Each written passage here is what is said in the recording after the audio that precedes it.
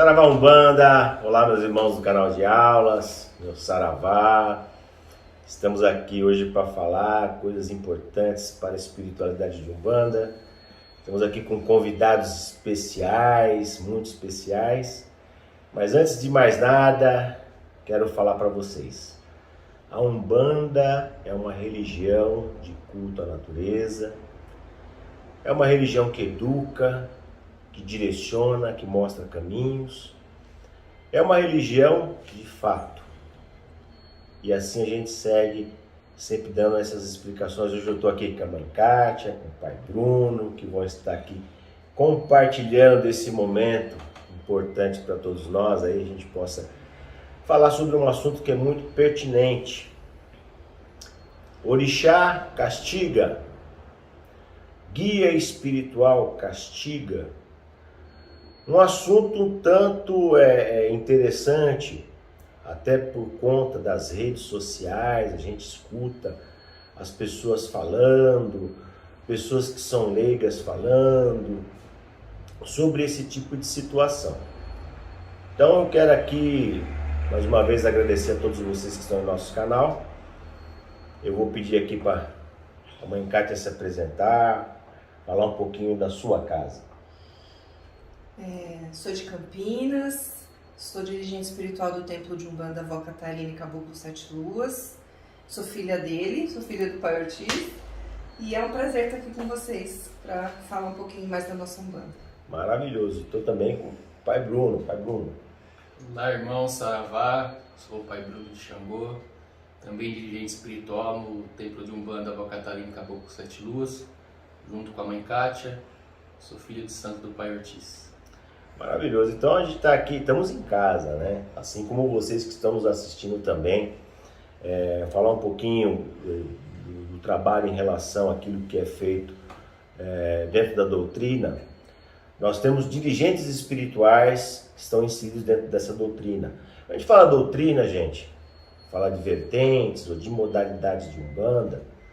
Eu digo que é muito importante você, médium que está nos assistindo, tudo aquilo que a gente passou nas aulas, nos vídeos, muitas vezes não está dentro daquilo que você comunga dentro da sua doutrina, tá? Não quer dizer que você está errado, não quer dizer que você tem que mudar alguma coisa, você tem que seguir exatamente aquilo que o seu dirigente espiritual passou, tá bem? O intuito das nossas aulas é de elucidar muitas coisas, de passar informações e falar que a religião ela é muito plural. O médium de terreiro, ele tem que respeitar o seu dirigente espiritual. Se ele está dentro de uma casa, ele tem que respeitar o seu dirigente espiritual. E lembrando que aqui não é uma aula de formação, é uma aula de informação, é diferente. O intuito das nossas aulas de Umbanda não é formar dirigentes espirituais. Para formar um dirigente espiritual, assim como a mãe Kátia, como o pai Bruno, existe todo um processo de desenvolvimento espiritual, de você fazer determinados assentamentos, de você ter um tempo adequado para que você possa realmente fazer todos os trabalhos dentro de uma questão espiritual, que é aquilo que a gente pratica dentro da doutrina, né? Não é simplesmente a pessoa pagar um curso e se tornar um sacerdote, porque não existe isso, tá? Então a gente tem todo um trabalho voltado a essa característica, né, mãe? Isso. Né, pai? E como eu falei, orixá castiga. O orixá, que é uma força divina, quando alguém faz alguma coisa que está fora do contexto, ele prejudica a pessoa. Deus castiga alguém. São pontuações que a gente vai estar falando aqui e que é para a gente poder entender um pouco mais esse universo da espiritualidade. Pai Bruno, o que você acha sobre essa questão? O orixá, ele castiga o médium? Bom, pai, eu não acredito nessa possibilidade, até mesmo porque, assim como o senhor acabou de falar, Deus castiga. Se pra gente o orixá ou os guias estão dentro de um contexto espiritual positivo, estão aqui para nos auxiliar, com certeza jamais para nos castigar, independente de qualquer situação que venha acontecer durante a nossa vida. como Deus nos deu o nosso livre-arbítrio, quem são os guias, quem são os orixás para, né, interferir nisso daí. Essa não é a função deles, né, no meu ponto de vista. Então eu entendo que a função deles é totalmente contrária a esse termo do castigo, do coro, seja lá qual termo for utilizado. Então o orixá, os guias estão aqui para nos elevar, né, para dar aquele axé, aquela força para a gente continuar na nossa caminhada. Mesmo que porventura amanhã eu não sou mais um bandista, mas todas aquelas forças foram ativadas, estão comigo. Isso daí eu vou carregar sempre para o resto da minha vida. Esse é o meu ponto de vista. Maravilhoso. Mas tem algum complemento em relação ao pai falou? Eu compacto tudo que ele disse, né? Eu concordo com ele e eu também penso que a gente tem que ter a responsabilidade das nossas ações, né? Um orixá, um guia espiritual, ele não vai cobrar nada da gente. Pelo contrário, eu entendo que ele está para nos encaminhar, para nos ajudar, nos elucidar. Agora, se eu tenho alguma atitude, eu vou colher o resultado daquela ação. Toda ação tem uma reação. Então, eu acredito que não existe cor, eu acredito que não existe esse tipo de ação, né, na vida da gente. É a responsabilidade mesmo de cada um de nós tendo a colheita daquilo que se faz. É o meu ponto de vista. Lembrando, meus irmãos, nós estamos falando de Umbanda. E Umbanda tradicional. Quando a gente fala de Umbanda, a gente fala exatamente dessa maneira de interpretar uma força espiritual. Eu vejo que a força de um orixá é aquela força que incide sobre o ser humano. O ser humano estando dentro dos desígnios da positividade, promovendo coisas boas ao seu próximo e a si mesmo, ele está sobre essa égide de poder. E o ser humano mesmo, pelas suas atitudes, muitas vezes ele vira as costas para essa positividade. Ele passa a agir de uma maneira equivocada em relação ao seu próximo, em relação a ter atitudes que não condizem com a questão de uma elevação espiritual, e ele mesmo entra em choque com essa lei do universo, né? Como a mãe falou, ação e reação, isso daí é uma das pontes de interpretação de muitas coisas que acontecem conosco. Tudo aquilo que você faz, você promove uma reação. E dessa maneira a gente consegue entender e interpretar essa força espiritual. Uma das coisas que nos levou a estar falando sobre isso é exatamente o quê? Aquilo que a gente recebeu de informação. Olha, eu sou da Umbanda, mas eu não quero mais. Acontece.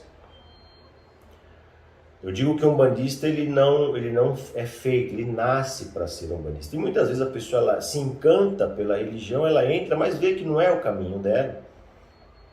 E ela, de alguma maneira, ela quer sair e existem receios. Esses receios eles ocorrem por quê?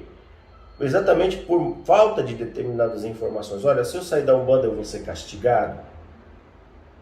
Se eu não estiver mais participativo dos terreiros, do trabalho, o meu guia espiritual ele vai me castigar. Meus irmãos, a espiritualidade ela é muito sábia. O seu guia espiritual, o seu guia, que entendemos que guias são seres que têm graus elevadíssimos acima da gente. Eles não estão ligados a esse plano terreno, eles não possuem vaidades, eles não possuem determinadas características de raiva, por um exemplo, que é uma característica única e exclusiva daquele que está encarnado dentro do plano neutro ou daqueles espíritos que estão negativados dentro de uma esfera do embaixo. Inclusive explicado no vídeo que vai aparecer aí, ó, quando eu falei de Exu e Pombagira. Então vai aparecer o linkzinho aí, né? Então são situações que a gente entende dessa forma, tá bom? Então você, meu irmão, minha irmã, que não quer mais participar do terreiro, olha, eu quero sair da Umbanda, me encontrei dentro da religião protestante, me encontrei dentro do catolicismo, quero me tornar budista, né? Você vai seguir o seu lado espiritual dentro de um outro conceito, só que entende-se que o mesmo Espírito Santo que a gente vê manifestado, existe manifestação dentro das religiões protestantes, é o mesmo guia que às vezes incorpora dentro de um terreiro de Umbanda. Guardadas as proporções e os entendimentos, né? Muitas vezes as pessoas podem não compreender o que eu estou falando, mas a gente tem essa referência. Toda religião trabalha com forças mediúnicas e nenhuma força que seja uma força superior, ela vai deixar de te assistir você saindo da religião. Isso daí é uma compreensão interessante. E eu recebi mensagens aqui, eu vou passar um pouquinho para a mãe Cátia falar. Eu recebi mensagem, mãe, que teve um filho de santo que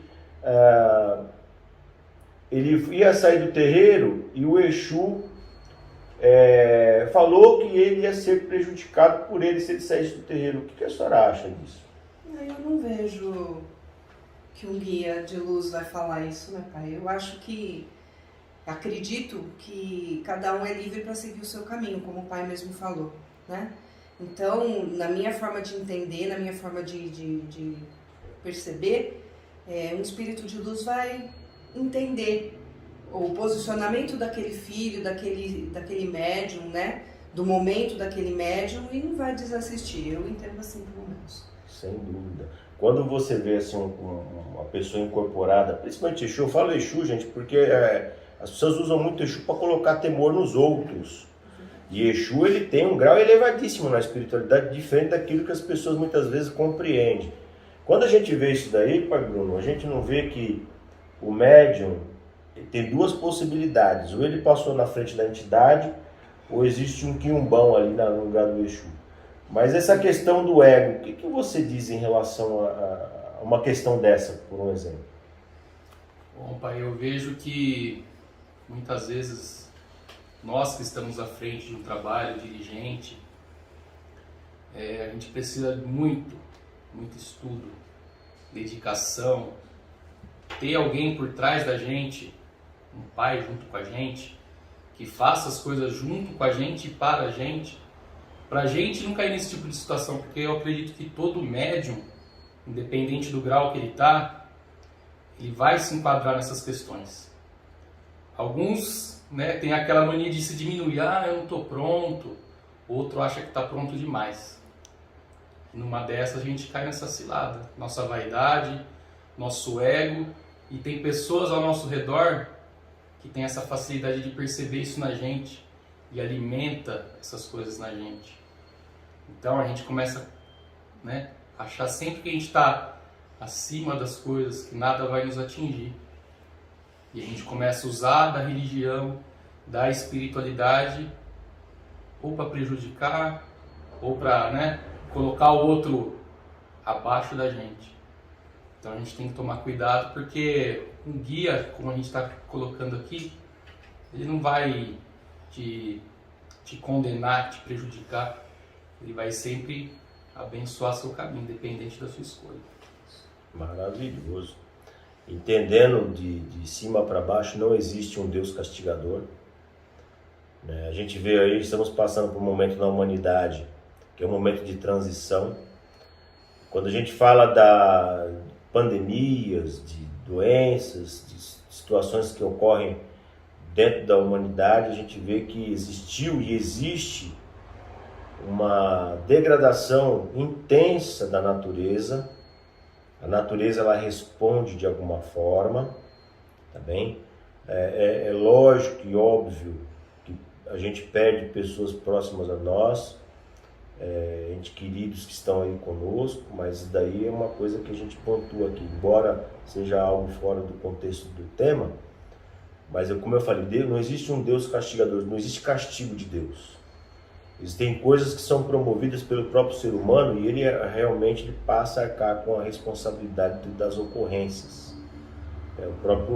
As doenças que existem no mundo, muitas delas foi exatamente a falta desse entendimento sobre esse mecanismo que existe na natureza, né? Até tem uma história bacana não me lembro exatamente o enredo, né? Mas eu tenho um exemplo de uma cidade onde as pessoas elas viram que o gato era um elemento voltado à bruxaria, a coisa ruim, né? Acho que é uma cidade que está na França, se eu não estou enganado. E aí o prefeito falou que era para acabar com todos os gatos porque era coisa do demônio. E o que ocorreu com isso? A proliferação dos ratos aumentou absurdamente, as pessoas começaram a morrer das doenças promovidas pelo rato. Esse aqui pegando como um exemplo, tá? Existiu o que aí? Um desequilíbrio de uma coisa natural. Quando você elimina um agente que está na natureza para dar equilíbrio, aquilo que era realmente para ser o equilíbrio passa a não ser mais, isso tem um descompasso. É lógico que isso daí dentro das proporções devidas em relação a todas as coisas. Então não existe um Deus punidor, não existe força de um orixá que venha punir ninguém, não existe guia que vai castigar ninguém. Isso são situações e articulações humanas, quando a pessoa humaniza um orixá ou coloca exatamente uma força como uma situação de prejuízo. Não existe nenhum tipo de contexto relacionado a isso, né? Então fica aqui essa mensagem, que é uma mensagem boa, uma mensagem bacana, para que todos aqueles que estão nos assistindo no nosso canal possam também refletir. E também sempre falando, olha, Pai Ortiz, eu não concordei com você nisso ou naquilo, pode mandar mensagem para a gente pelo WhatsApp, vai aparecer o número do WhatsApp aqui, ó. Você pode aí mandar uma mensagem através desse número, tá? Estamos aqui dispostos a poder esclarecer ou melhorar ainda mais as nossas informações dentro dos nossos estudos aqui de Umbanda, tá bem? Então fica aqui meu agradecimento à mãe Kátia, ao pai Bruno. E só um detalhezinho, você, meu irmão, minha irmã, que quer evocar Oxalá, Pai Xangô, Mãe Oxum, Mãe Iemanjá, Mãe Euá, Pai Oxumaré, Pai Obaluaê, qualquer força orixá, ajoelhe-se e clame a este orixá. Você pode fazer isso em japonês, em inglês, em francês, porque uma força divina, ela é uma força extremamente inteligente e superior. Você não precisa falar em Urubá para que você possa ser atendido por ela. Eu estou falando isso, gente, não querendo criar polêmicas, mas é assim, uma força divina, ela é uma força de uma inteligência suprema. E ela nos atende de acordo com a sua fé, de acordo com a sua contemplação e de acordo com a sua postura religiosa. E assim é a Umbanda. E assim são os nossos trabalhos, tá bem? Então fica aqui meu agradecimento a todos vocês, fica meu agradecimento à mãe Kátia e ao pai Bruno pela participação. Alguma consideração final, alguma fala final? Gratidão, Pai, por estar presente, por estar junto, para poder esclarecer e levar a palavra da nossa Umbanda linda. Agradeço a oportunidade, Pai, de poder participar. Peço aos irmãos que estudem e também que esse conhecimento que vocês estão absorvendo, que vocês coloquem em prática, que vai fazer muito bem para todo mundo. Meu saravá. E vocês, meus irmãos, estamos aí com o livro de ouro da Umbanda, muitas informações boas. Exu, a mão esquerda do Criador, é um livro bom. E estamos aí, em breve, vários outros livros que foram escritos dentro do conceito da Umbanda tradicional. Meu saravá a todos, gratidão.